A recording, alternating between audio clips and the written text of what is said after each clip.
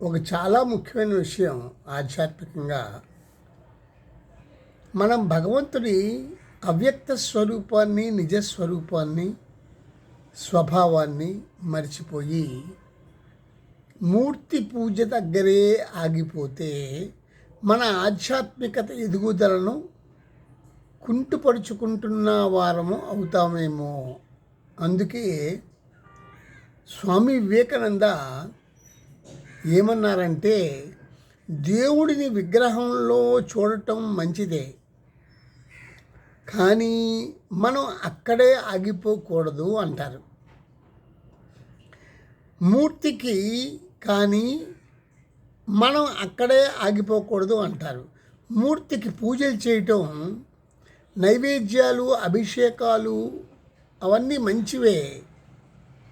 ఆధ్యాత్మిక వికాసానికి ప్రాథమిక దశలో అవన్నీ దోహదకారులే.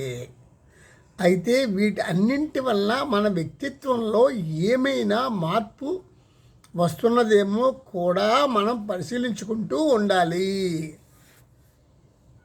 అది వివేకానంద అభిప్రాయం. మనలో స్వార్థం తగ్గుతుందా? మనం ఇతరులకు ప్రేమించగలుగుతున్నామా? మనకు శాంతి కలుగుతుందా? ఆ శాంతిని మనం ఇతరులకు పంచగలుగుతున్నామా? ఇవన్నీ మనం ఆలోచించాలి, తరచి చూసుకోవాలి. అలా మన వ్యక్తిత్వంలో, శీలంలో మార్పు రాకపోతే ఇవన్నీ ఒట్టి పూజలే అన్నమాట. ఇవన్నీ కేవలం ఆడంబరం, ప్రదర్శన కొరకే అని అర్థం చేసుకోవాల్సి ఉంటుంది.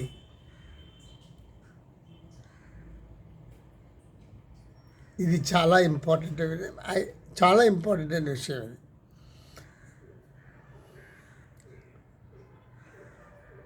ఇది వ్యక్తిత్వాన్ని వికసింపజేసుకోకుండా ధర్మాపేక్షను కలిగి ఉండకుండా ఉంటున్నామేమో చూసుకోవాలి.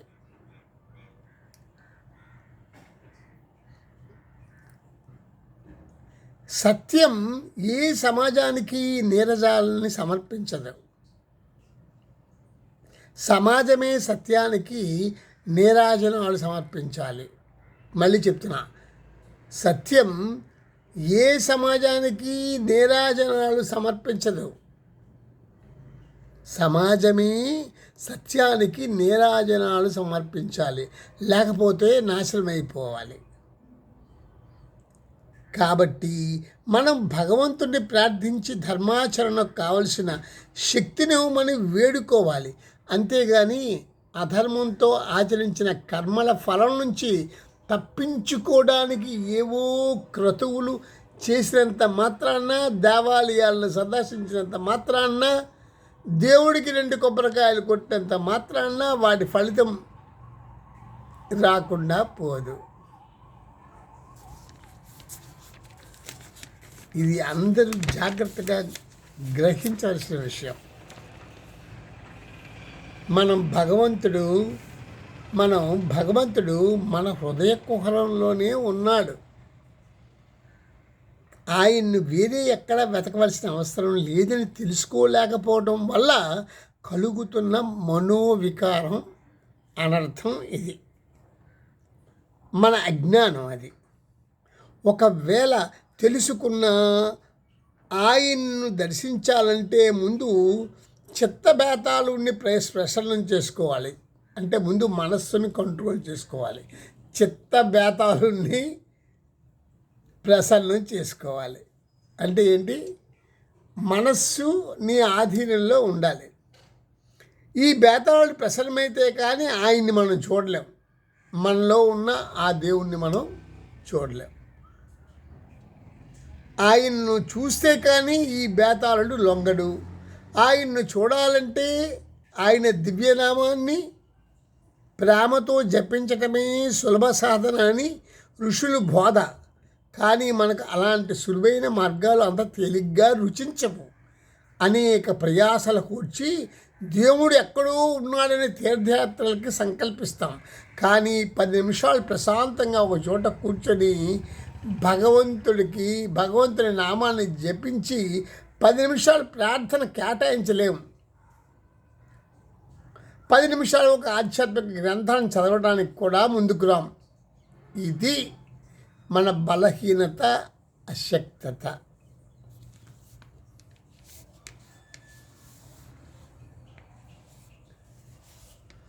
కాబట్టి తీర్థయాత్రకయ్యే ఖర్చు ఎక్కువ, కష్టముగా ఉంటుంది.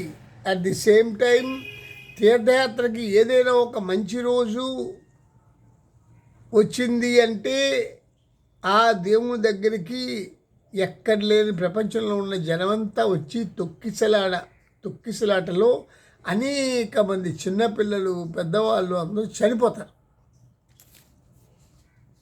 అదే రోజు అందరూ రావాలి, ఆ ఏకాదశి రోజునే,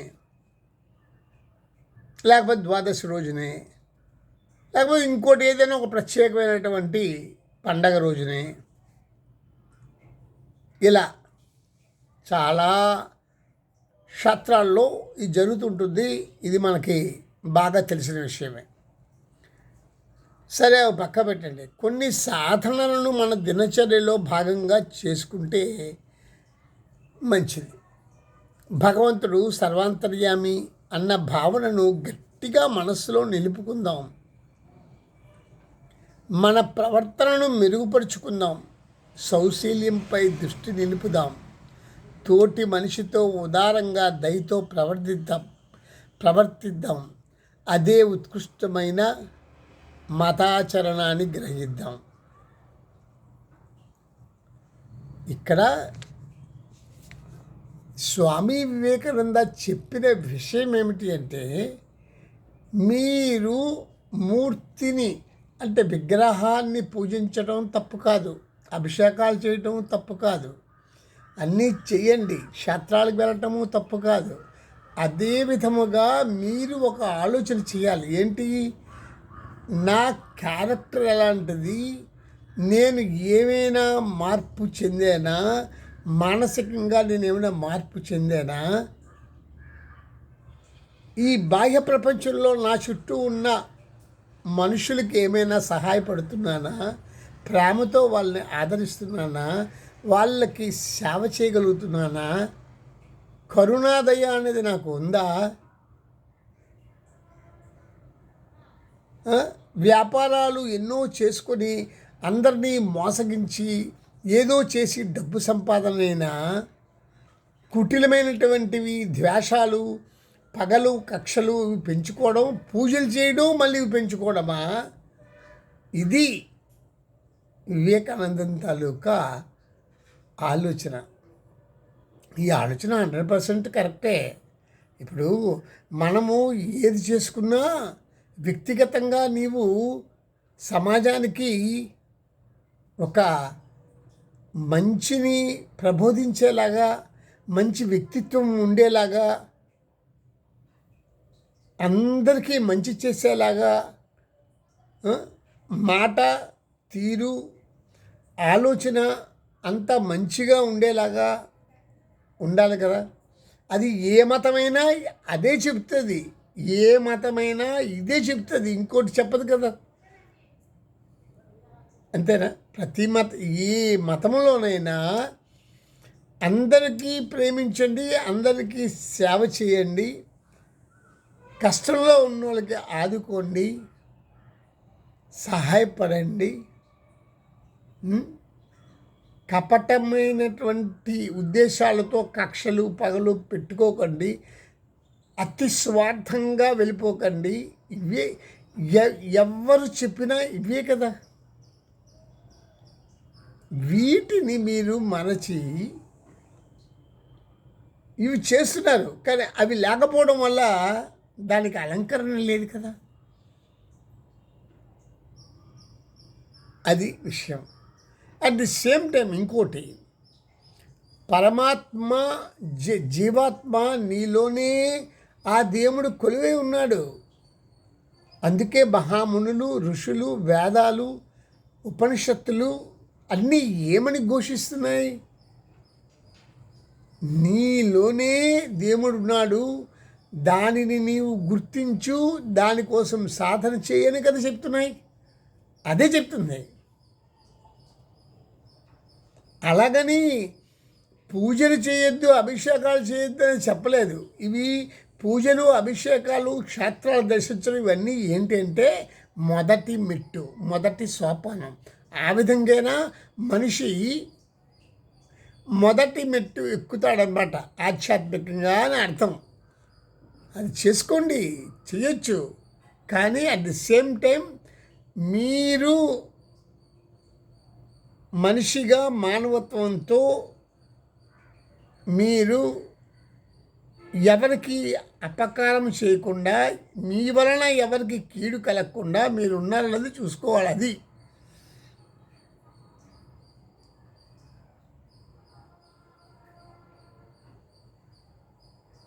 ఇక్కడ విషయాన్ని మీరు అందరూ జాగ్రత్తగా గ్రహించారని నేను అనుకుంటున్నాను. ఇవి ఇప్పుడు చదివిన విషయం ఏమిటి అంటే వివేకానందుడు రామకృష్ణుల యొక్క ప్రియమైన శిష్యులైన వివేకానంద స్వామి చెప్పిన మాటలు.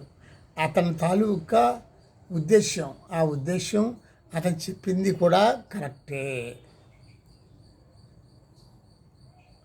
దీనిని మీరు గ్రహించండి.